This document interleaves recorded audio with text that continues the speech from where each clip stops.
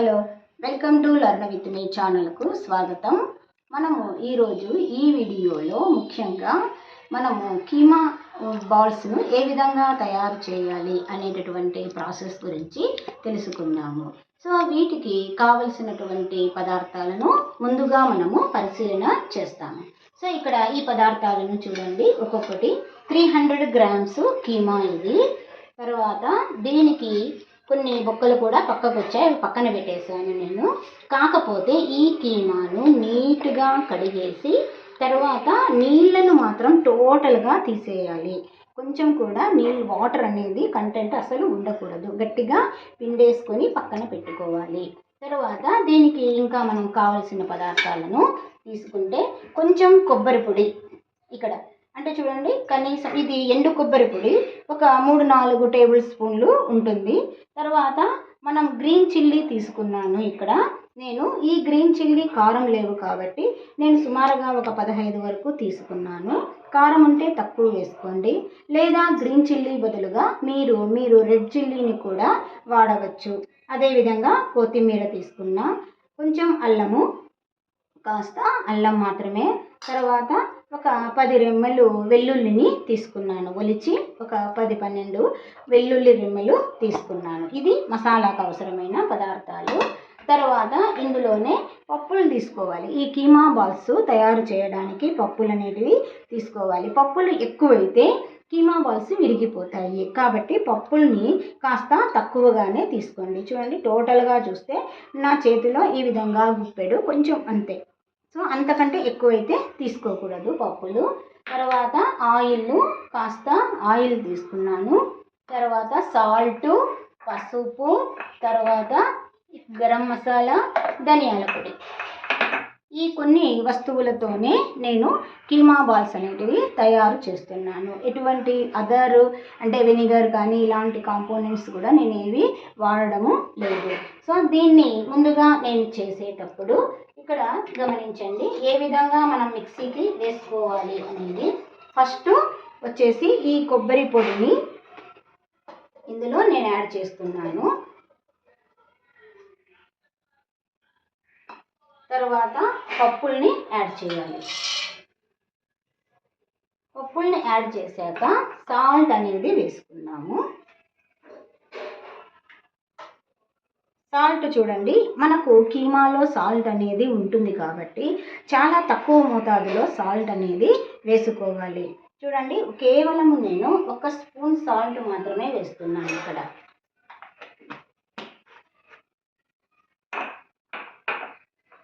తరువాత కొంచెం పసుపు, కాస్త పసుపు యాడ్ చేయండి.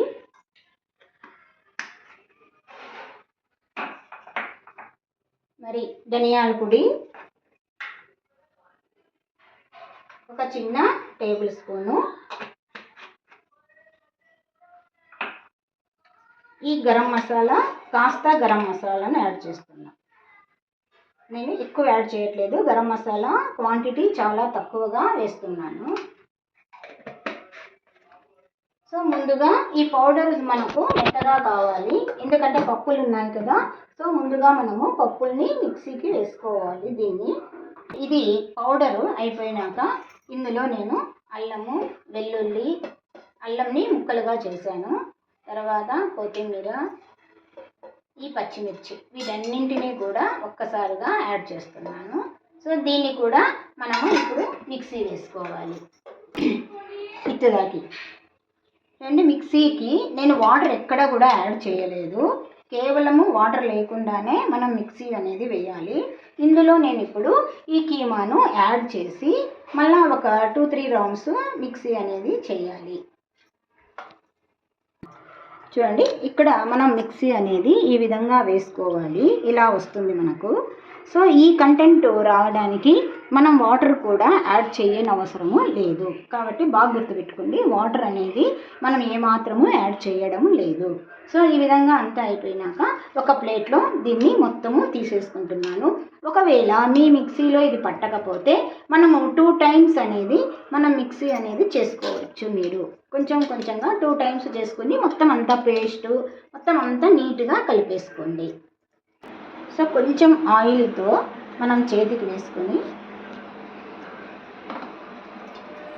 వీటిని మనకు ఎంత సైజు కావాలంటే ఆ సైజుతో మనము వీటిని బాల్స్గా రెడీ చేసుకోవాలి. సో నేనైతే ఈ సైజు బాల్స్ని రెడీ చేస్తున్నాను. మీకు ఏ సైజు కావాలనుకుంటే ఆ సైజు మీరు చేసుకోవచ్చు. సో వీటన్నింటినీ ఈ విధంగా మొత్తం బాల్స్గా రెడీ చేస్తాను. సో ఇప్పుడు నేను స్టవ్ ఆన్ చేసుకొని మీడియం ఫ్లేమ్లో మనం కడాయి పెట్టాను. ఇందులో నేను కాస్త ఆయిల్ని వేసుకుంటున్నాను.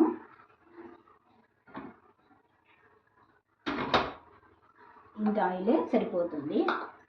సో ఈ ఆయిల్ మనకు వేడెక్కినాక మనము చూడండి, ఈ విధంగా నేను బాల్స్ అనేటివి రెడీ చేశాను. సో వీటిని ఒక్కొక్కటిగా ఈ ఆయిల్లో ఇలా కాస్త మగ్గనివ్వాలి. ముందుగా ఈ విధంగా అంతా స్ప్రెడ్ చేసుకోవాలి నీట్గా.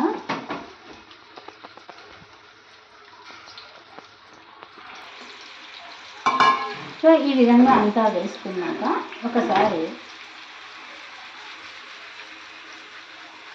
ఇలా ఇది కదపడానికి ఇలా వస్తుంది కాబట్టి నేను ఎక్కువగా దీన్నే ప్రిపేర్ చేస్తాను.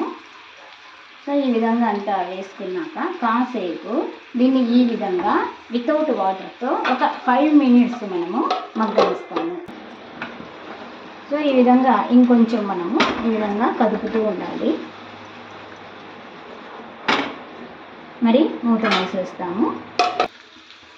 చూడండి, ఈ విధంగా మనకు కాస్త ఒక 5 to 7 మినిట్స్ వరకు ఈ విధంగా మగ్గనివ్వాలి వితౌట్ వాటర్తో. తర్వాత మనము దీనికి వాటర్ అనేది యాడ్ చేసుకోవాలి.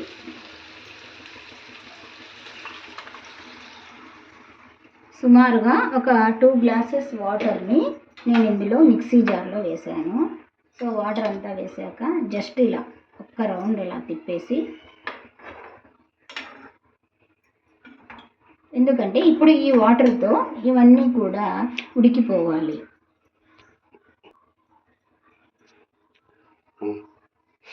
సో ఇప్పుడు మనము వాటర్ వేసేసాం కదా, దీనికి మనము మూత పెట్టేసి ఈ వాటర్ అంతా ఎగిరిపోయే వరకు ఉడకనిస్తాము. అంత లోపల కీమా కూడా ఉడికిపోతుంది.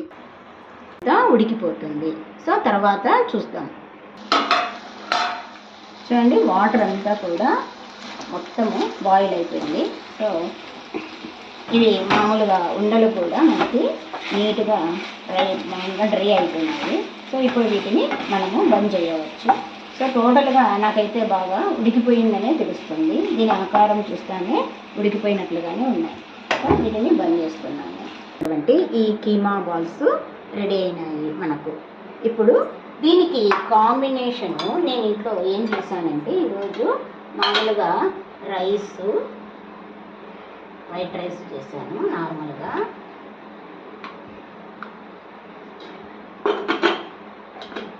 ఇందులో కాంబినేషన్ చిగురు పప్పు, చాలా మంచి కాంబినేషన్ అన్నమాట ఇది.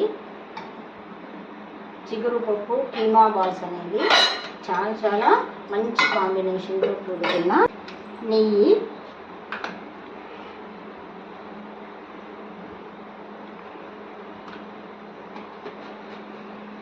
తర్వాత ఇందులో ఈ కీమా బాల్స్ని ఉంచుకొని ఇంకా తినడమే తరువాతి భాగము.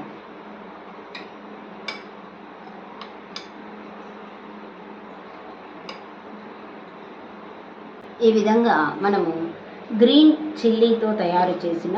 Thank you for watching my channel.